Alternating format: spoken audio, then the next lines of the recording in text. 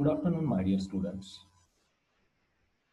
So, in previous class, we have started the new topic from our syllabus, Pharmacy Act 1948.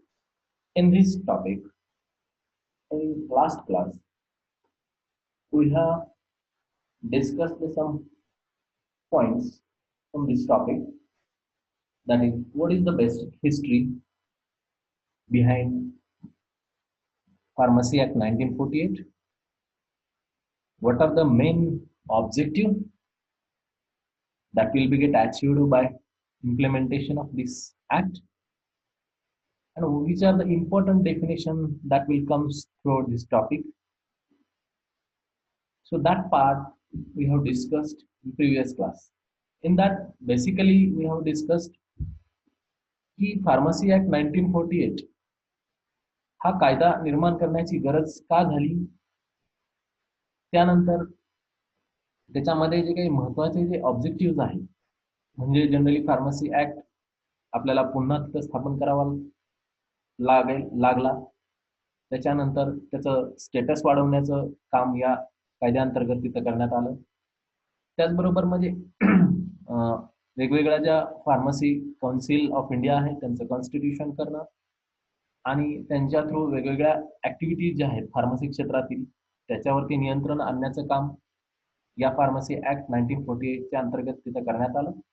त्यानंतर एक कुठलाही व्यक्ती जो अगोदरच्या भारताला स्वातंत्र्य मिळण्याच्या पूर्वी कुठलाही व्यक्ती फार्मसीशी संबंधित प्रोफेशन मध्ये काम करू शकत होता, त्याची प्रॅक्टिस करू शकत होता. तर त्याच्यावरती कंट्रोल आणण्यासाठी कुठला व्यक्ती याच्यामध्ये एंटर करतोय तर त्या व्यक्तीचं रजिस्ट्रेशन करून घेणे आणि त्यानंतरच त्याला परवानगी देण्याचं ऑब्जेक्टिव्ह या कायद्याअंतर्गत तिथं वर्कआउट करण्यात येतं. म्हणजे वेगवेगळ्या ऍक्टिव्हिटीज, त्यानंतर जे काही तुमचे एज्युकेशनशी संबंधित जे काही मिनिमम स्टँडर्ड्स असतील, मिनिमम क्वालिफिकेशन्स असतील, ते सुद्धा मेंटेन करण्याचं ऑब्जेक्टिव्ह या कायद्याअंतर्गत तिथे अचीव्ह केलं जातं. म्हणजे हे वेगवेगळे ऑब्जेक्टिव्ह या कायद्याअंतर्गत तिथे अचीव्ह केलं, जे आपण तिथं मागच्या क्लासमध्ये पाहिलेलं आहे. त्यानंतर काही महत्त्वाच्या डेफिनेशन्स आपण त्याच्यामध्ये तिथं पाहिलेले आहेत, जसं की फार्मसी ऍक्ट म्हणजे नेमकं काय. The act which regulate the pharmacy profession, म्हणजे फार्मसी क्षेत्रालाच जो ऍक्ट नियंत्रित करतो त्याला आपण फार्मसी ऍक्ट म्हणतो. त्याच्यानंतर आपण जनरली तिथं सेंट्रल काउन्सिल, म्हणजे that is the pharmacy council of India, त्यालाच आपण सेंट्रल काउन्सिल असं सुद्धा म्हणतो. तो पार्ट आपण तिथं डिस्कस केलाय, कारण जनरली त्याच्यामध्ये काउन्सिल असताना दोन प्रकारच्या काउन्सिल असतात. एक केंद्रीय स्तरावरती काउन्सिल असते आणि एक राज्य स्तरावरती काउन्सिल निर्माण होते, ज्या फार्मसी क्षेत्रामधील ज्या वेगवेगळ्या ऍक्टिव्हिटीज आहेत त्यांना नियंत्रण करण्याचं काम करत असतात. तर तो डेफिनेशनचा पार्ट पाहिला.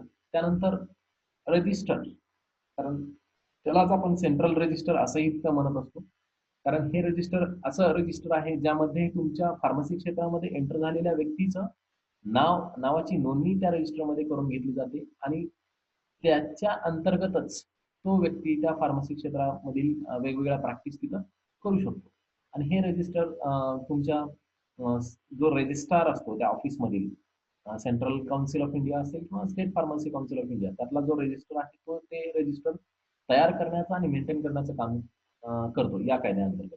तर that part we have discuss. Then afterwards what is mean by medical practitioner, म्हणजे जनरली मेडिकल प्रॅक्टिशनर आपण तिथं पाहिलं की जे डॉक्टर्स, कारण डॉक्टर मेडिकल प्रॅक्टिशनर हे वेगवेगळे असू शकतात, जे वेगवेगळ्या विभागाअंतर्गत तिथे काम करत असतात, जसं की ॲलोपॅथीचे डॉक्टर्स आहेत, वेटरनरी डॉक्टर्स आहेत, डेंटिस्ट आहेत, म्हणजे वेगवेगळ्या क्षेत्रात. तर त्याच्यामध्ये आपण त्याच्या वेगवेगळ्या डेफिनेशन्स तिथं पाहिल्या की जो व्यक्ती मेडिकल डिग्रीज ऍक्ट च्या अंतर्गत शेड्यूल 3 मध्ये क्वालिफाईड असेल, तो डिग्री ती होल्ड करत असेल, तर त्याला आपण मेडिकल प्रॅक्टिशनर तिथं म्हणू शकतो. किंवा जनरली जर समजा एखाद्या व्यक्तीचं नाव त्या राज्याच्या मेडिकल रजिस्टरमध्ये एंटर झाला असेल आणि त्यात तो इलिजिबल असेल आणि एंटर झालेला असेल आणि तो त्या क्षेत्राशी संबंधित प्रॅक्टिस करण्याची परवानगी त्याला मिळालेली असेल, तर त्याला सुद्धा आपण मेडिकल प्रॅक्टिशनर म्हणून तिथं संबोधू शकतो. किंवा वरच्या दोन केसेसमध्ये न येणारा व्यक्ती पण मेडिकल रजिस्टरमध्ये नाव असणारा आणि राज्य सरकारने स्पेशली ऑर्डर काढून, स्पेशल आदेश काढून डिक्लेअर केला गेलेला व्यक्ती सुद्धा आपण त्याला मेडिकल प्रॅक्टिशनर म्हणू शकतो. किंवा एखादा व्यक्ती who is eligible for registration in the medical register of dentist as per the Dentist Act 1948. त्याला सुद्धा आपण जनरली मेडिकल प्रॅक्टिशनर म्हणतो. किंवा एखादा व्यक्ती जर जनावरांशी संबंधित प्रॅक्टिस करतोय आणि शासनाने नेमून दिलेल्या ज्या काही क्वालिफिकेशनच्या गोष्टी आहेत तो ते जर फॉलो करत असेल तर त्याला सुद्धा आपण मेडिकल प्रॅक्टिशनर म्हणतो. तर हा पार्टी आपण तिथं पाहिलेला आहे. आणि शेवटी आपण तिथं पाहिलंय की generally registered pharmacist. Registered pharmacist आपण कशाला म्हटलेलं आहे, ज्या व्यक्तीचं नाव तुमच्या राज्याच्या रजिस्टरमध्ये त्या व्यक्तीची नाव नोंदणी झालेली आहे फॉर पर्टिक्युलर टाइम बिंग, काही ठराविक काळासाठी.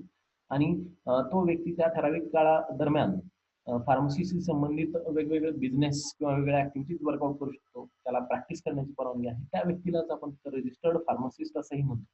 तर तोही पार्ट आपण तिथं डिस्कस केलेला आहे. त्यानंतर युनिव्हर्सिटी ग्रँट कमिशन, जे की जनरली 1956 मध्ये इस्टॅब्लिश झालेलं आहे. आणि त्याच्या अंतर्गत इंडियन युनिव्हर्सिटीज ज्या वेगवेगळ्या विद्यापीठाशी संबंधित ऍक्टिव्हिटी करण्यासाठी इस्टॅब्लिश केलं जातं अंडर द UGC ऍक्ट 1956. तर तेही आपण कशाला म्हणायचं हाही पार्ट आपण तिथे डिस्कस केलेला आहे.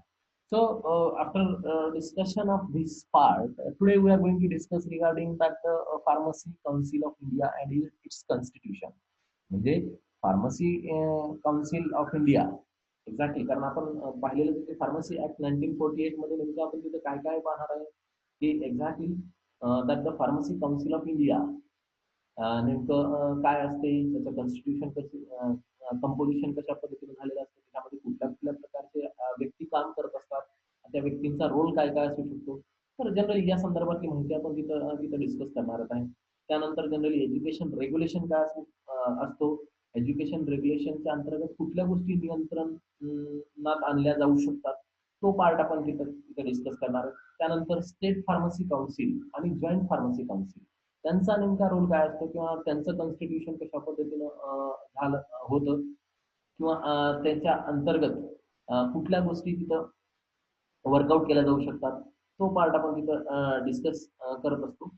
तर आणि फायनली रजिस्टर्ड फार्मासिस्ट रजिस्ट्रेशन करणं का गरजेचं आहे आणि त्याच्यासाठी लागणारे क्वालिफिकेशन कुठले आहेत, त्यांनी कुठल्या गोष्टी फॉलो केल्या पाहिजे, या संदर्भातल्या सगळ्या गोष्टी आपण या फार्मसी ऍक्ट 1948 मध्ये तिथं आपण पाहणार आहोत. So let us discuss what is the pharmacy council of India. Generally याच्यामध्ये आपण फार्मसी काउन्सिल ऑफ इंडिया काय आहे ते आपण तिथं पाहू. So mostly pharmacy council of India याच्यामध्ये जनरली जर आपण पाहिलं तर pharmacy council of India it is nothing but it is the central council of India, जसं आपण डेफिनेशन मध्ये सुरुवातीला पाहिलेलंच आहे. आणि त्या डेफिनेशन फार महत्वाच्या आहेत, ज्या एक्झाम मध्ये वेगवेगळ्या प्रकारचे प्रश्न त्याच्यामध्ये विचारले जाऊ शकतात की what are the different objective of that pharmacy act, then 1948, or which are the important definitions that will be asked in exam also. So after that, today we are going to discuss the Pharmacy Council of India, which is also known by the name Central Council of India also. So that Pharmacy Council of India, it is constituted under Section 3 of Chapter 1 by Central Government. म्हणजे या pharmacy council of इंडियाची स्थापना केंद्र शासना अंतर्गत या कलमांतर्गत, कलम number 3 of chapter 1 याच्या अंतर्गत तिथं त्याचं इस्टॅब्लिशमेंट, त्याची स्थापना तिथं होते. आणि the first pharmacy council of India constituted by central government in 1949. मी तुम्हाला तेच सांगितलं की फार्मसी ऍक्ट 1948 हा कायदा तिथं अंमलात आणण्यात आला आणि त्या कायद्याअंतर्गत आता मग काय काय काम करायचं आणि ते काम कोणी करणार, तर ते काम करण्यासाठी जनरली त्यांनी काय केलं, फार्मसी काउन्सिल ऑफ इंडियाची तिथं स्थापना केली, ज्याच्या अंतर्गत वेगवेगळ्या ऍक्टिव्हिटीज कंट्रोल नियंत्रणात करण्याचं काम केलं जातं. तर त्याची स्थापना, पहिल्या फार्मसी काउन्सिल ऑफ इंडियाची स्थापना आपल्या केंद्र शासनाकडनं 1949 मध्ये तिथं झाली, after establishment of pharmacy act 1948. आणि याचं रिकॉन्स्टिट्यूशन प्रत्येक 5 वर्षाला तिथं होतं. So it is reconstituted every 5 years. Reconstitution in the sense whatever the members which are working in that area, that will be get elected, nominated, or will be selected among the members who are working in that area. So that's why reconstitution of that Pharmacy Council of India, it will be carried out every 5 years. So that in that manner the Pharmacy Council of India, it will be get established. Then in that, so what is the exact composition of the pharmacy council of India? Pharmacy council of इंडियाचं composition नेमकं कशा पद्धतीनं होतं म्हणून मग त्याच्यामध्ये त्याचं constitution होत असताना नेमकं त्याच्यामध्ये कुठल्या कुठल्या प्रकारचे व्यक्ती तिथं असतात ते कशा पद्धतीनं निवडले जातात तर तो प्रकार. मग pharmacy council of India it consist of 3 different types of members among them. त्याच्यामध्ये 3 प्रकारच्या व्यक्ती वेगवेगळ्या काम करत असतात.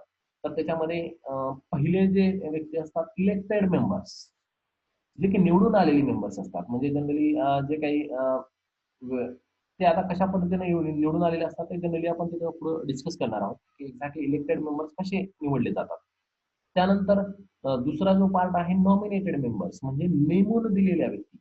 काही ठराविक व्यक्तींचं तिथं नेमणूक फार्मसी काउन्सिल ऑफ इंडिया तर्फे तिथं करण्यात येते. तर त्या नेमून दिलेल्या व्यक्ती कोण कोण असू शकतात ते आपण याच्या अंतर्गत तिथं पाहणार आहे. आणि तिसरा जो पार्ट आहे तो x officio members. X officio members म्हणजे ज्यांना अधिकार प्राप्त असलेल्या व्यक्ती आहेत की जनरली त्यांच्या अधिकाराअंतर्गत काही गोष्टी जर शासनाला जर इम्प्लिमेंट करायच्या असतील तर त्या पर्टिक्युलर व्यक्तीच्या अधिकाराचा वापर त्या गोष्टीसाठी तिथं वर्कआउट केला जाऊ शकतो. तर अशा व्यक्ती इथं पर्टिक्युलरली नेमल्या जातात. तर अशा 3 प्रकारच्या व्यक्ती चं कंपोजिशन मिळून फार्मसी काउन्सिल ऑफ इंडिया तिथं तयार होते. तर त्या कुठल्या आहेत आणि त्या कशा पद्धतीनं निवडल्या जातात किंवा जस्ट कशा नेमल्या जातात किंवा ते अधिकार असणारे व्यक्ती कोण असू शकतात हे आपण जनरली तिथं वन बाय वन पाहूया. तर त्यामध्ये पहिले जे आहेत ते इलेक्टेड मेंबर्स. इलेक्टेड मेंबर्स मग किती असतात? तर त्यांचं जनरली म्हणणं आहे की there are 6 members they will get elected. म्हणजे 6 व्यक्ती असतात ज्या इलेक्शन मधनं तिथं निवडून आलेल्या असतात. 6 व्यक्ती निवडून आलेल्यापैकी तिथं मेंबर्स तुमच्या फार्मसी काउन्सिल ऑफ इंडियामध्ये तिथं घेतले जातात आणि ते कशा पद्धतीने इलेक्ट केल्या जातात by university grant commission act. Generally university grant commission act आहे त्याच्या अंतर्गत जे व्यक्ती येतात त्यांनाच तिथं निवडून येण्याचा अधिकार तिथं आहे. मग तो कुठला आहे? There is an at least one teacher of each subject. म्हणजे जे फार्मसी क्षेत्रामध्ये वेगवेगळ्या अकॅडमिक एरियामध्ये काम करणारे जे व्यक्ती आहेत म्हणजे टीचिंग प्रोफेशनमध्ये असणार तर त्या टीचिंग प्रोफेशन पैकी प्रत्येक सब्जेक्टचा जो मेन की सब्जेक्ट आहे त्याच्यामध्ये समजा तुमचा फार्मसी किंवा फार्मास्युटिक्स सब्जेक्ट असेल, फार्मास्युटिकल केमिस्ट्री हा विषय असेल, फार्माकोग्नोसी हा विषय असेल किंवा फार्माकोलॉजी हा विषय असेल, जे की main hard subject of that pharmacy profession will be consider. तर त्या प्रत्येक विषयाचा एक टीचर या मेंबरमध्ये तिथे निवडून येतो आणि तो फार्मसी काउन्सिल ऑफ इंडियावरती तिथं वर्कआउट करत असतो. त्यानंतर हे झाले 4 members from teaching profession. Then one member it is elected by medical council of India. कारण फार्मसीचं आणि मेडिकल क्षेत्राचा एकदम जवळचा संबंध आहे. They are related to each other. So that's why that medical council of India मधनं सुद्धा एक व्यक्ती तिथं निवडून येतो आणि तो या फार्मसी काउन्सिल ऑफ इंडियावरती काम करत असतो. त्यानंतर one member from each state. प्रत्येक राज्यातील एक व्यक्ती elected by the state council. म्हणजे जनरली इथं कसं आहे प्रत्येक राज्यातील एक व्यक्ती पण तो कसा पाहिजे त्या स्टेट काउन्सिलनी निवडून दिलेला पाहिजे. Who shall be a registered pharmacist.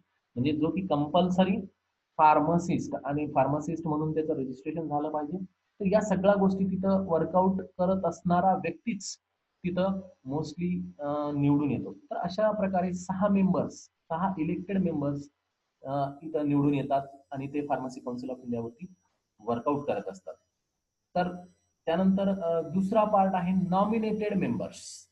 Nominated members हे सुद्धा 6 मेंबर्स असतात. जसं की आपण इलेक्टेड मेंबर मध्ये सुद्धा 6 मेंबर तिथं काम करत असतात तसंच नॉमिनेटेड मेंबर्स मध्ये सुद्धा 6 मेंबर्स तिथं वर्कआउट करत असतात. तर आता 6 members which is nominated by central government of India. कारण यांची जी नेमणूक आहे ती सेंट्रल गव्हर्नमेंट तिथे करत असते. Of hmm at least 4 shall be possessing a degree or diploma in pharmacy. म्हणजे त्याच्यामध्ये कंडिशन अशी आहे की त्या ज्या काही 6 पैकी 4 व्यक्ती असणार आहेत त्यापैकी फार्मसी प्रोफेशनचा डिप्लोमा किंवा डिग्री पदवी किंवा पदविका या गोष्टी त्यांनी होल्ड केल्या पाहिजेत. म्हणजे he must be a registered pharmacist and practising pharmacy or pharmaceutical chemistry. म्हणजे या क्षेत्रातील फार्मसी क्षेत्रामध्ये तो काम करत असणारा व्यक्ती किंवा फार्मास्युटिकल केमिस्ट्रीमध्ये काम करणारा व्यक्ती तिथं त्याच्यामध्ये घेतला जातो. यांची नेमणूक इथं केली जाते त्या 4 मेंबरची. त्यानंतर representative of UGC, that is university grant commission, म्हणजे युजीसी मध्ये काम करणारा एक व्यक्ती, किंवा there is alternative option will be there, a representative of AICTE. AICTE means all India council of technical education, म्हणजे जनरली युजीसी मध्ये किंवा AICTE मध्ये काम करणारा एखादा व्यक्ती रिप्रेझेंटेटिव्ह म्हणून तिथं त्याच्यावरती त्याची नेमणूक तिथं केली जाऊ शकते. तर त्यासाठी आणि जो शेवटचा व्यक्ती आहे, 1 मेंबर फ्रॉम इच स्टेट, प्रत्येक राज्यातील एक व्यक्ती nominated by state government, state गव्हर्नमेंटनी त्याची नेमणूक केलेली असेल, who shall be a registered pharmacist. म्हणजे जर आपण पाहिलं तर याच्यामध्ये जे काही मेंबर्स आहेत, 6 मेंबर पैकी जनरली जर कम्पॅरेटिव्ह विचार केला तर आपण तुमचे 5 मेंबर हे जनरली रजिस्टर्ड फार्मासिस्टच असतात, जे की तुमचा डिग्री किंवा डिप्लोमा त्यांनी क्वालिफिकेशन त्यांचं असणं गरजेचं आहे आणि फार्मसी क्षेत्रामध्ये ते कार्यरत असणारे व्यक्ती असतील. त्यानंतर एक मेंबर जो आहे तो UGC, university Grant commissioner, UGC bodies मध्ये काम करणारा असेल, किंवा AICTE, all India council of technical education या डिपार्टमेंटमध्ये काम करणारा व्यक्ती रिप्रेझेंटेटिव्ह म्हणून तिथे असतो, त्याची नेमणूक केली जाते. आणि एक व्यक्ती प्रत्येक राज्यातून जो की त्या स्टेट गव्हर्नमेंटनी नॉमिनेट केला पाहिजे, पण तो सुद्धा कंपल्सरी रजिस्टर्ड फार्मासिस्टच पाहिजे. तर अशा 6 व्यक्तींची नेमणूक फार्मसी काउन्सिल ऑफ इंडियामध्ये केली जाते. म्हणजे 6 इलेक्टेड व्यक्ती, 6 नॉमिनेटेड व्यक्ती, आणि तिसरा जो पार्ट आहे एक्स ऑफिसिओ मेंबर्स, अधिकार परत्वे, त्याला आपण म्हणजे ज्या व्यक्तींना अधिकार प्राप्त आहे. आता अधिकार प्राप्त म्हणजे जनरली आपण जर कंपॅरेटिव्ह विचार केला तर director of general of health services, म्हणजे तुमच्या हेल्थ सर्व्हिसेस, पब्लिकशी संबंधित ज्या हेल्थ सर्व्हिसेस आहेत, आरोग्याशी संबंधित निगडीत ज्या सेवा पुरवण्याचं काम करणारा जो व्यक्ती आहे, त्या सगळ्यांचा जो मेन डायरेक्टर आहे, तो याच्यामध्ये एक्स ऑफिसिओ मेंबर म्हणून तिथं घेतला जातो. कारण उद्या जर एखाद्या गोष्टीचं इम्प्लिमेंटेशन करायचं असेल तर या व्यक्तीची तिथं फार अत्यंत महत्वाची गरज आपल्याला तिथं भासते, म्हणून या व्यक्तीला तिथं एक्स ऑफिसिओ मेंबर्स म्हणून तिथं घेतलं जातं. त्यानंतर दुसरा जो व्यक्ती आहे, director of central drugs laboratory, कारण उद्या कुठल्याही गोष्टीशी संबंधित जर काही एक्सपेरिमेंटेशन करायचं असेल, टेस्टिंग करायचे असतील, तर त्यासाठी या खात्याची तिथं गरज आपल्याला भासू शकते, म्हणून यांचा जो मेन हेड आहे, डायरेक्टर आहे, त्या व्यक्तीला सुद्धा इथे एक्स ऑफिसिओ म्हणून निवडलं जातं. त्यानंतर the drug controller of India, drugs controller of India, कारण उद्या जर समजा एखाद्या गोष्टीची संबंधित जर काही आपल्याला निर्णय घ्यायचे असतील, ड्रग्जचं आयात करणे, निर्यात करणे, तर ह्या गोष्टीवरती जर आपल्याला प्रत्येक वेळोवेळी आपल्याला ड्रग कंट्रोल ऑफ इंडियाची मदत लागते आणि त्या संदर्भातले निर्णय आपल्याला शासनाला घ्यावे लागतात, तर त्याच्यासाठी सुद्धा हा व्यक्ती तिथं या फार्मसी काउन्सिल ऑफ इंडिया वरती तिथं अपॉइंट केला जातो as a ex officio members. So these 3 main important members these are working as a ex officio members. म्हणजे थोडक्यात सांगायचं झालं तर फार्मसी काउन्सिल ऑफ इंडियाचं कंपोजिशन हे या पद्धतीने तिथं केलं जातं. म्हणजे जनरली इलेक्टेड मेंबर्स ते 6 मेंबर्स असतात, जे की तुमच्या युनिव्हर्सिटी ग्रँट कमिशनच्या अंतर्गत निवडलेले असतात, आणि त्यातला ऍटलिस्ट 1 फ्रॉम टीचिंग प्रोफेशन, म्हणजे जनरली त्याच्यामध्ये मग तुम्ही 1 from teaching profession from each subject, त्या पद्धतीने त्याची निवडणूक केली जाते. एक त्यानंतर नॉमिनेटेड मेंबर्स मध्ये सुद्धा, आणि जनरली एक member that will be elected by medical council of India and 1 member elected by state of that pharmacy council, okay, who is a registered pharmacist also.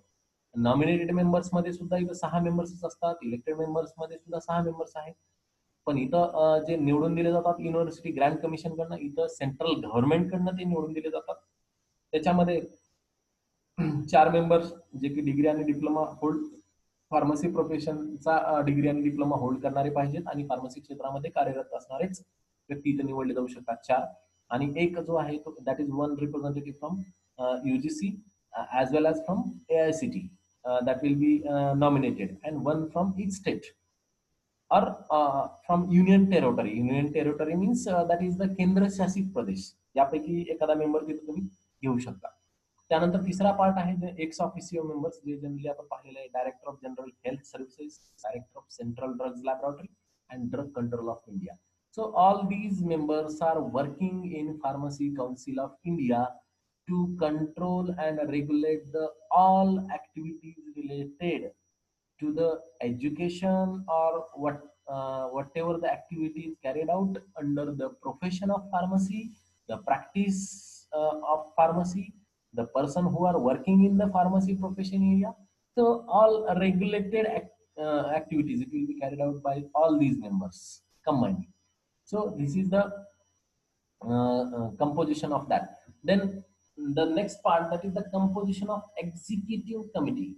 Executive committee म्हणजे generally याच्यात simply फक्त सांगायचं झालं तर executive कमिटीचा part हा एवढाच येतो. Executive committee म्हणजे ऍक्च्युअल मध्ये वर्क करणारी, अंमलात काम करणारी कमिटी, थोडक्यात सांगायचं झालं तर काम करणारी कमिटीमध्ये जे काही मेंबर्स येतात ते हे तीन प्रकारचे व्यक्ती याच्यामध्ये काम करत असतात.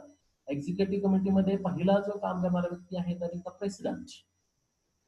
एक्झिक्युटिव्ह कमिटीमध्ये प्रेसिडेंट हा व्यक्ती वर्कआउट करत असतो. त्यानंतर दुसरा हा व्यक्ती आहे vice president. And the third thing, there are 5 members elected by the central council from its members. So अशा तीन प्रकारच्या व्यक्ती एक्झिक्युटिव्ह कमिटीमध्ये तिथं वर्कआउट करत असतात आणि या पद्धतीने एक्झिक्युटिव्ह कमिटीचं कंपोजिशन तयार होतं. आता इथं जनरली काही ऍडिशनल गोष्टी मी इथं घेतलेल्या आहेत. Exactly pharmacy council of India इथं तयार कशी होते आपण आता मागच्या स्लाइड मध्ये पाहिलेलं आहे. तर सिम्पली इथं हे पण सांगायचा प्रयत्न केला की exactly pharmacy council of India मध्ये how many peoples are working here. So तिथं जवळपास 18+2n मेंबर्स, म्हणजे 18 व्यक्ती आणि +2n members. 2n what it indicates, n it shows the person or the members who are from union territories states, म्हणजे केंद्र शासित प्रदेशातील 2 व्यक्ती त्या कंपल्सरी त्या फार्मसी काउन्सिल ऑफ इंडिया मध्ये कार्यरत असतात, जे की त्या पद्धतीचं काम करण्याचं काम करत असतात. तर अशा पद्धतीनं टोटल 20 लोकांची टीम मिळून फार्मसी काउन्सिल ऑफ इंडियाचं कंपोजिशन होत असतं. आणि त्याच्यामधलाच एक पार्ट एक्झिक्युटिव्ह कमिटी सुद्धा असते की जनरली आपण त्यामध्ये बघतोय की एक प्रेसिडेंट असतो, दुसरा व्हाईस प्रेसिडेंट असतो आणि 5 मेंबर्स जे सेंट्रल काउन्सिल ऑफ इंडिया निवडून दिलेले असतात त्यांच्यामध्येच. तर जनरली हे 1, 2 आणि असे 7, 5 आणि 2 7 आणि रिमेनिंग जे व्यक्ती आहेत यांच्या व्यतिरिक्त pharmacy council of India executive committee व्यतिरिक्त आणखीन काही तिथं व्यक्ती ज्या वर्कआउट करत असतात. One is a registrar which act as a secretary of that council. म्हणजे तो मग तो सेंट्रल काउन्सिल ऑफ इंडिया मध्ये असेल किंवा स्टेट काउन्सिल ऑफ इंडिया मध्ये असेल. तर रजिस्ट्रार आपण जनरली पाहिलेलं आहे की रजिस्टरचा रोल काय, to prepare and maintain the register of that pharmacist. त्याला जनरली ज्याच्यामध्ये तुमच्या फार्मसीच्या नावाची नोंदणी होते आणि त्या ऍक्टिव्हिटीज तो सेक्रेटरी म्हणून इथं काम करत असतो. त्याची ही नेमणूक इथं ही कमिटी करत असते. आणि त्यानंतर other officers in the sense drug inspector PCI inspectors ची नेमणूक करते आणि काही ऑफिस मधला स्टाफ आणि काही सर्वंट्स असे मिळून जनरली हे 20 मेंबर्स इथं कार्यरत करत असतात, ज्याच्यामध्ये 2 मेंबर हे कंपल्सरी केंद्रशासित प्रदेशातील असतात. अशा पद्धतीनं तुमच्या फार्मसी काउन्सिल ऑफ इंडियाचं तिथं कॉन्स्टिट्यूशन किंवा कंपोजिशन तिथं होतं. आता इथं जनरली या पद्धतीनं त्याचं कंपोजिशन तिथं केलं जातं. आणि इथं आपण पाहिलेलं आहे की एक्झिक्युटिव्ह कमिटी म्हणजे ऍक्च्युअल मध्ये काम करणारी कमिटी, जे की जे वर्क आहे ते अंमलात आणणारी कमिटी. तर याच्यामध्ये आपण तिथं पाहिलेलं आहे की एक्झॅक्टली तिथं काम करत असताना जे काही याच्यावरती निवडल्या जाणाऱ्या व्यक्ती आहेत तर त्यांचा इथं आपल्याला just the one thing will be that is the terms and the vacancies. हा जर कन्सेप्ट आपल्याला डिस्कस करायचा असेल तर the term for that president it is for 5 years. म्हणजे जनरली आपण प्रेसिडेंट आणि व्हाईस प्रेसिडेंट ह्या 2 ज्या व्यक्ती या एक्झिक्युटिव्ह कमिटीमध्ये काम करत असतात तर दोघांचा काम करण्याचा कालावधी हा 5 वर्षाचा असतो. आणि त्यानंतर खाली तिथं मेन्शन केलं की इलिजिबल फॉर द रिइलेक्शन. कारण बऱ्याच वेळेस तिथं काय होतं, if that president and vice president who is elected among the members of that central council, कारण यांची निवडणूक तिथं जे काही सेंट्रल काउन्सिल वरती हे जे मेंबर्स निवडले जातात त्यांच्यामधनच हे इथं निवडून आलेले प्रेसिडेंट आणि व्हाईस प्रेसिडेंट असतात. आणि जर समजा यदा कदाचित हे प्रेसिडेंट आणि व्हाईस प्रेसिडेंट अशा 3 कन्झिक्युटिव्ह म्हणजे सिक्वेन्शियली 3 मिटिंगला जर हे व्यक्ती अब्सेंट राहत असतील सिरियली तर जनरली त्यांची पोझिशन तिथं काढून घेण्यात येते आणि त्यानंतर त्याच्यावरती रिइलेक्शन तिथं कॅरी आउट केलं जाऊ शकतं त्यांची व्हॅकन्सी भरून काढण्यासाठी. आणि त्यानंतर परत रिइलेक्शन हे या मेंबरच्या अंतर्गतच तिथं कॅरी आउट केलं जातं. आणि जो निवडून येणारा व्यक्ती आहे तो त्या रिमेनिंग कालावधी समजा 1 वर्षा पर्यंत त्यांनी व्यवस्थित काम केलेलं आहे आणि त्यानंतर परत नंतरच्या मीटिंगला ते जर कंटिन्युअसली ऍबसेंट राहत असतील तर त्यानंतर इलेक्शन होतं आणि राहिलेला जो 4 वर्षाचा कालावधी आहे तो निवडून येणारा व्यक्ती 4 वर्षासाठी तिथं प्रेसिडेंट किंवा व्हाईस प्रेसिडेंट म्हणून काम करू शकतो. म्हणजे ह्या काही टर्म्स आणि व्हॅकन्सीच्या संदर्भातल्या ज्या काही गोष्टी आहेत त्या इथं आपण मेन्शन करतो. So this is the exact composition of pharmacy council of India, then executive committee, how they are going to work there, and the members who are working here also. So this is the composition. Then next part, that is the functions of Pharmacy Council of India. म्हणजे exactly आपण आता पाहिलं की exactly composition काय असू शकतं आणि त्या कंपोजिशन मध्ये किती व्यक्ती काम करत असतात, त्या कुठल्या कुठल्या प्रकारचे असतात, त्याच्यात इलेक्टेड मेंबर्स किती आहेत, नॉमिनेटेड मेंबर्स किती आहेत, एक्स ऑफिसिओ मेंबर्स किती आहेत, तर आणि जनरली एक्झिक्युटिव्ह कमिटीवर असणारे व्यक्ती कुठले आहेत, त्याच्यामध्ये रजिस्ट्रार कसा असतो आणि जनरली त्याच्यानंतर अदर ऑफिसर्स किंवा सर्वंट कसे निवडले, तर ह्याचं कंपोजिशन तयार होतं. पण ह्यांचं या लोकांचं नेमकं काम काय की जनरली हे exactly pharmacy council of India कशा पद्धतीने वर्कआउट करत असतं. तर त्याच्यामध्ये जनरली पहिलं जे मेन फंक्शन आहे तुमच्या फार्मसी काउन्सिल ऑफ इंडियाचं, to regulate the education regulation in the states. कारण जर आपण बघितलं की फार्मसी काउन्सिल ऑफ इंडियाचं फार्मसी ऍक्टचं सुद्धा मेन एम काय आहे, to maintain the standards, minimum standards for the education. म्हणजे जनरली त्याच्यामध्ये जर सिम्पली सांगायचं झालं तर minimum qualification for registration as a pharmacist. म्हणजे नेमकं तुम्ही त्याच्यामध्ये फार्मसी क्षेत्रामध्ये एंटर होण्यासाठी तुम्हाला मिनिमम क्वालिफिकेशन कुठलं लागतं, त्याच्यामध्ये डिप्लोमा लागतो, तुम्हाला डिग्री लागते किंवा जनरली जे काही पीजी आहे, तर त्याच्यामध्ये मिनिमम क्वालिफिकेशन कुठलं आहे ज्याच्या माध्यमातून तुम्ही फार्मासिस्ट म्हणून रजिस्टर करू शकता.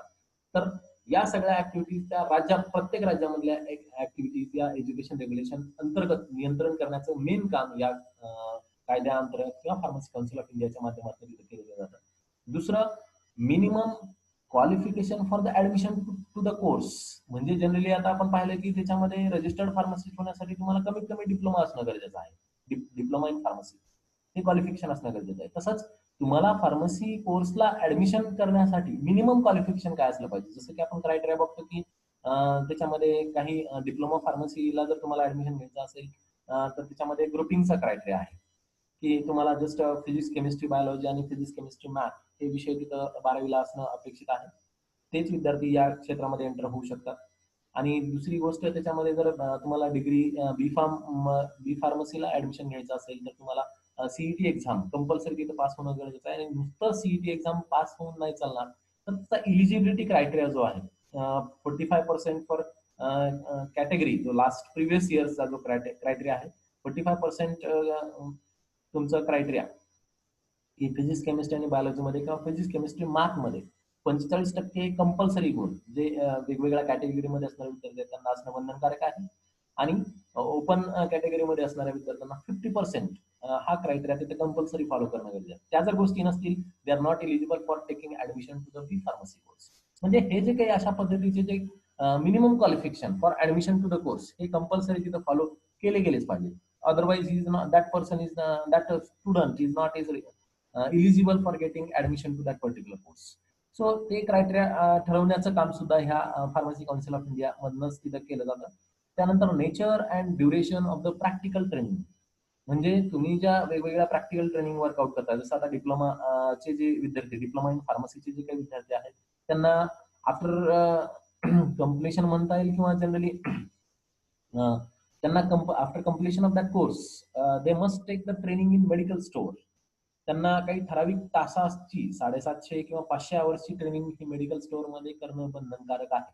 आणि त्याशिवाय त्यांचं as a registration as a pharmacist म्हणून तिथं होत नाही. म्हणजे दॅट क्रायटेरिया.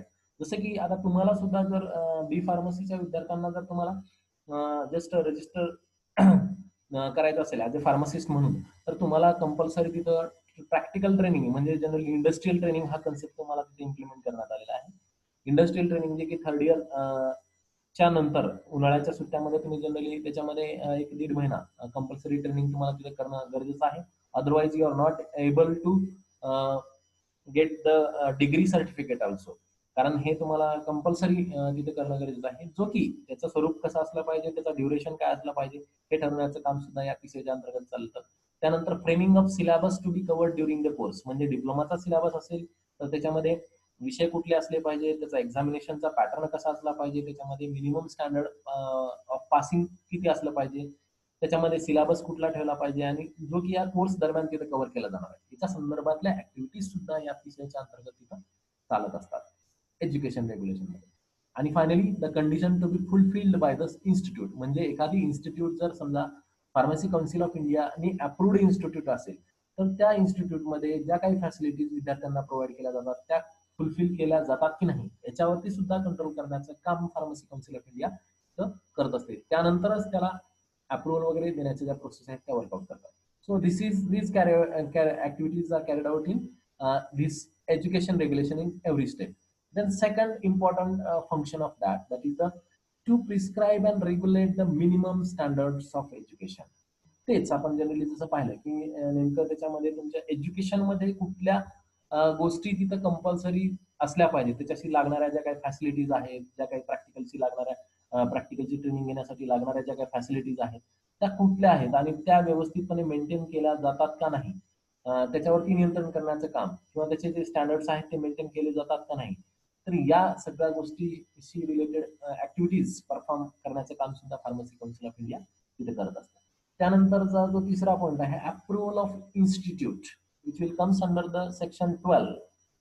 ओके, कलम नंबर 12 मध्ये हा पार्ट तिथे येतो आणि त्यामध्ये जनरली काय केलं जातं, approval of institute infrastructure and facility examined by the inspector. म्हणजे जनरली याच्यामध्ये तिथं काय केलं जातं की पहिल्यांदा जी काही तुमची इन्स्टिट्यूट आहे which is not approved by PCI first, तर ती काय करते, पहिल्यांदा फार्मसी काउन्सिल ऑफ इंडियाला ऍप्लिकेशन करते की that our institute has the adequate facilities for conducting the practicals, for conducting the pharmacy course, आणि त्यानंतर just they are applying for pharmacy council of India for getting the approval from that by doing the inspection. म्हणजे generally तुम्हाला ज्या इन्स्टिट्यूटला approval घ्यायचं ते पहिल्यांदा pharmacy council of इंडियाला एक ऍप्लिकेशन करते. ते ऍप्लिकेशन केल्याच्या नंतर pharmacy council of India generally त्याच्यावरती एक ऑफिसर म्हणजे त्यालाच आपण पीसीआय इन्स्पेक्टर तिथं डेप्यूट करते. कशासाठी की तो पीसीआय इन्स्पेक्टर त्या इन्स्टिट्यूटला व्हिजिट करतो आणि व्हिजिट केल्यानंतर तिथं असणाऱ्या सगळ्या गोष्टीचा आढावा घेतो, तिथं असणाऱ्या सगळ्या फॅसिलिटीचा आढावा घेतो, सगळ्यांचे फीडबॅक घेतो आणि त्याच्यानंतर तो स्वतः एक रिपोर्ट तयार करतो आणि तो रिपोर्ट तो ड्रग इन्स्पेक्टर तो फार्मसी काउन्सिल ऑफ इंडियाला पाठवून देतो. आणि आफ्टर एक्झामिनिंग और after observing that report, if that pharmacy council of India it is satisfied on that report, जर फार्मसी काउन्सिल ऑफ इंडियाला वाटलं की खरंच या इन्स्टिट्यूटमध्ये विद्यार्थ्यांना लागणाऱ्या ज्या काही गोष्टी असतील किंवा स्टाफला लागणाऱ्या ज्या काही गोष्टी असतील किंवा फार्मसी प्रोफेशनला लागणाऱ्या ज्या काही गोष्टी आहेत त्या व्यवस्थितपणे मेंटेन आहेत आणि हा कोर्स व्यवस्थितपणे इथं रन होऊ शकतो, या असं जेव्हा फार्मसी काउन्सिल ऑफ इंडियाला वाटेल, समाधानकारक गोष्टी वाटतील, त्यावेळेसच फार्मसी काउन्सिल ऑफ इंडिया काय करते, त्या इन्स्टिट्यूटला अप्रुव्हल देण्याचं काम केलं जातं. And that's why then the institute is called as a PCI approved institute after fulfilling all the criteria which are required by that pharmacy council of India. So त्यानंतर approval मिळतं जे की सेक्शन 12 मध्ये. त्यानंतर विथड्रॉल ऑफ अप्रुव्हल. समजा if guidelines of are not followed, जर एखाद्या इन्स्टिट्यूटला approval दिलं गेलेलं आहे जे की वरच्या इन्स्पेक्शनच्या प्रोसेस मधनं, पण नंतरच्या काळामध्ये असं झालं की नंतर त्याच्यामध्ये जे काही अपडेट्स तिथे कॅरी आउट केले जातात ते अपडेट्स जर त्या इन्स्टिट्यूट कडनं फॉलो केले जात नाहीत आणि नंतर जे दर 3 वर्षानंतर तिथं पीसीआयचे इन्स्पेक्शन म्हणजे ड्रग पीसीआय इन्स्पेक्टर येतो आणि इन्स्टिट्यूटला इन्स्पेक्ट करतो, व्हिजिट देतो, इन्स्पेक्ट करतो, रिपोर्ट तयार करतो आणि फार्मसी काउन्सिल ऑफ इंडियाला ते पाठवून देतो. तर नंतरच्या जे अपडेटेड रिपोर्ट्स मध्ये जर त्याच्यामध्ये इम्प्रुव्हमेंट दिसून येत नसेल तर फार्मसी काउन्सिल ऑफ इंडिया त्या इन्स्टिट्यूटचं अप्रुव्हल जे आहे ते काढून सुद्धा घेऊ शकते. म्हणजे जर त्या गोष्टी as per the education regulation, कारण जसं बघितलं की आपण फार्मसी काउन्सिल ऑफ इंडिया आणि सिलेबस रिवाइज केलेला आहे, तर त्या रिवाइज्ड सिलेबस नुसार नवीन फॅसिलिटीज आपल्याला काही काही गोष्टी तिथं ऍड ऑन करावं लागत असतील, तर त्या गोष्टी जर अपडेट होत नसतील, ते इन्स्पेक्शन मध्ये आढळून आलं आणि त्या रिपोर्टमध्ये तसं आढळून आलं, तर ती फार्मसी काउन्सिल ऑफ इंडिया त्या व्यक्ती त्या इन्स्टिट्यूटला पहिल्यांदा नोटीस पाठवते आणि नोटीस पाठवल्यानंतर 3 महिन्यामध्ये त्यांना त्याचं रिप्रेझेंटेशन त्या राज्य सरकारच्या माध्यमातून रिप्रेझेंटेशन दिलं जातं आणि त्यानंतर जर त्या इन्स्टिट्यूटनं समाधानकारक रिपोर्ट तिथं जनरेट केला नाही किंवा समाधानकारक गोष्टी तिथं फॉलो केल्या नाही, तर त्या इन्स्टिट्यूटचं अप्रुव्हल तिथं काढून घेण्यात येतं. म्हणजे या गोष्टी सुद्धा या फार्मसी काउन्सिल ऑफ इंडियाच्या अंतर्गत इथे केल्या जातात. Then recognition of other qualifications if anyone qualified by an authority outside India. म्हणजे थोडक्यात सांगायचं काय झालं की जनरली समजा फार्मसी क्षेत्रामधलाच एखादा व्यक्ती आहे, पण जो बाहेरच्या देशामध्ये, जर समजा आपण भारतामध्ये एम-फार्म केलं तर just we are getting that M Pharm degree, and if any person doing the M Pharm in that US, so he is getting MS degree. तर जनरली याच्यामध्ये generally there is a difference between that two, but both are doing the M Pharm. In India it is M Pharm, in US it is MS degree is given. So like that. जसं की आपण बऱ्याच वेळेस नायपर मधनं सुद्धा ज्या काही गोष्टी त्यांना MS दिलं जातं, तर अशा काही गोष्टी आहेत. तर हे कम्पॅरेटिव्हली काय केलं जातं, जर एखादा तो व्यक्ती जर परत इकडे भारतामध्ये येत असेल तर त्याला, त्या व्यक्तीला फार्मसी प्रोफेशनशी संबंधित व्यवस्थित त्याचे स्किल आहेत का, त्याच्या गाईडलाईन्स तो फॉलो करतोय का, त्याचं नॉलेज त्या पद्धतीचं आहे का, हे चेक केलं जातं. आणि त्याच्यानंतर एक अमेंडमेंट काढून, अमेंडमेंट मध्ये एखादा ऍक्ट, त्याच्या अंतर्गत हे रिकग्निशन केलं जातं की असे जे क्वालिफिकेशन असणारे व्यक्ती जर येत असतील भारतामध्ये, तर त्या व्यक्तींना qualified as a registered pharmacist म्हणून नेमणूक द्यावी, असं या अथॉरिटीकडनं नेमून दिलं जातं. तर या पद्धतीचं कार्य सुद्धा या PCI अंतर्गत तिथं चालतं. त्यानंतर preparation and maintenance of central register of the pharmacist. जसं मी तुम्हाला म्हटलं की रजिस्टर, आपण तिथं बघितलं की त्याच्यामध्ये तुमच्या फार्मासिस्टच्या नावाची नोंदणी केली जाते, आणि ही प्रत्येक राज्यस्तरावरती केली जाणारी नोंदणी आहे, आणि जे registrar of each state is preparing and maintaining that register. तर यामध्ये तो काय करतो की प्रत्येक राज्य एप्रिल महिन्यामध्ये, म्हणजे इयर, एक आर्थिक वर्ष, जसं की मार्च 1 एप्रिल पासून 31 मार्च पर्यंत आर्थिक वर्ष आहे, त्या दरम्यान जे काही फार्मासिस्ट या राज्याच्या रजिस्टरमध्ये नावाची नोंदणी करतील, त्या रजिस्टरच्या 5 प्रती, म्हणजे झेरॉक्स प्रती असतील तर त्या प्रती एप्रिल महिन्यामध्ये प्रत्येक राज्य काय करतं, सेंट्रल गव्हर्नमेंटला त्या गोष्टी पाठवते, आणि सेंट्रल गव्हर्नमेंट त्याचं रेकॉर्ड किपिंग तिथं केलं जातं. म्हणजे त्याच्यामध्ये कुणाचं ऍडिशन असेल, कुणाचं नावाचं डिलिशन असेल, तर ह्या गोष्टी तिथं सेंट्रल स्तरावरती नेमण्याचं, प्रिपेअर करण्याचं आणि मेंटेन करण्याचं काम हे या central register of the central council कडनं तिथं केलं जातं. तर या पद्धतीचं सुद्धा फंक्शन या फार्मसी काउन्सिल ऑफ इंडियामध्ये तिथं केलं जातं. त्यानंतर fix the rate of allowances of its members. म्हणजे आपण पाहिलं की PCI मध्ये वेगवेगळे व्यक्तित्व कंपोजिशन पाहिलं आपण, त्यामध्ये कुठल्या कुठल्या पद्धतीच्या व्यक्ती काम करत असतात. त्या इलेक्टेड असतील, नॉमिनेटेड असतील, एक्स ऑफिशियल मेंबर्स असतील, PCI इन्स्पेक्टर्स असतील, किंवा जनरली तुमचे वेगवेगळे ऑफिस मध्ये काम करणारे व्यक्ती असतील, सर्वंट्स असतील, किंवा जनरली तुमचा रजिस्ट्रार असेल. तर या प्रत्येकांचे अलाउन्सेस तिथं म्हणजे त्यांना रेन्युमरेशन काय द्यायचं, या गोष्टी सगळ्या फिक्स केल्या जातात. आणि त्याचं रेकॉर्ड किपिंग सुद्धा तिथं वर्कआउट केलं जातं, त्याचे ऑडिट्स वगैरे या सगळ्या गोष्टी वर्कआउट करण्याचं काम सुद्धा फार्मसी काउन्सिल ऑफ इंडियामध्ये केलं जातं. आणि then last function of that PCI pharmacy council of India की decide the mode of election. म्हणजे जनरली आपण जसं की पाहिलं की समजा कदाचित प्रेसिडेंट किंवा व्हाईस प्रेसिडेंट जर तिथं समजा 3 कंटिन्युअस मिटिंगला जर तो अब्सेंट राहिला असेल, तर त्याचं परत रि इलेक्शन होतं. तर त्या केसमध्ये रि इलेक्शन कशा पद्धतीने घेतलं गेलं पाहिजे, की त्या पद्धतीत डिसाईड करण्याचा किंवा ठरवण्याचा अधिकार सुद्धा या फार्मसी काउन्सिल ऑफ इंडियाला तिथं आहे. अशा पद्धतीचं वेगवेगळ्या ऍक्टिव्हिटीज किंवा वेगवेगळे इन्स्पेक्शन करणं हे सुद्धा याच्या अंतर्गत येतं. अशा महत्वाच्या ऍक्टिव्हिटीज या फार्मसी काउन्सिल ऑफ इंडियाकडनं तिथं वर्कआउट केल्या जातात. तर just these are the main important functions of that Pharmacy Council of India. So up to this today we are going to discuss, आणि याच्यामध्ये हा महत्वाचा पार्ट आहे. Whatever the remaining part will be there, that we are going to discuss in tomorrow's class. So thank you.